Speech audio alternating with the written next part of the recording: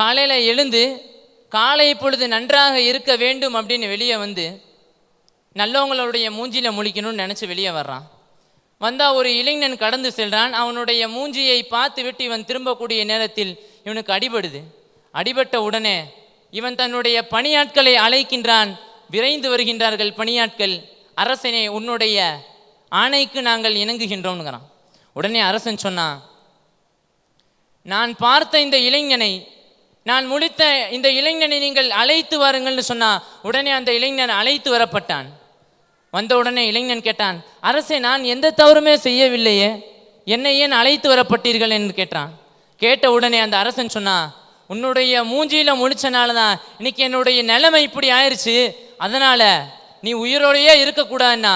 உடனே அந்த இளைஞன் சிரிச்சுக்கிட்டே இருந்தான். என்னடா காரணம் அப்படின்னு உடனே அரசன் கேட்க இந்த இளைஞன் சொன்னான், என்னோட மூஞ்சில முடிச்ச உங்களுக்கே இந்த நிலைமைன்னா உங்களுடைய மூஞ்சில முடிச்ச எனக்கு நிலைமையை பார்த்தீங்களா, உயிரே போக போகுதுன்னா.